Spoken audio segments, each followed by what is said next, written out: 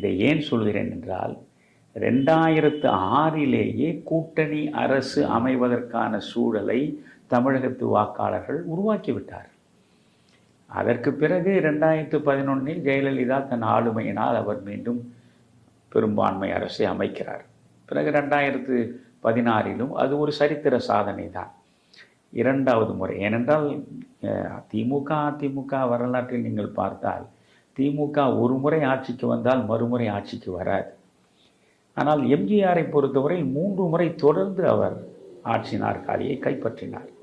அதற்கு பிறகு அந்த வாய்ப்பு ஜெயலலிதாவுக்கு இல்லை என்று இருந்த நிலையில் அவர் 2011 2016 2 முறை தொடர்ச்சியாகவே ஆட்சி நாற்காலியில் அமர்ந்து ஒரு சரித்திரத்தை அவர் உருவாக்கினார்.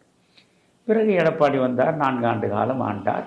அதற்கு பிறகு இப்பொழுது திமுக ஆட்சி நடக்கிறது என்று வைத்துக் கொள்ளுங்கள்.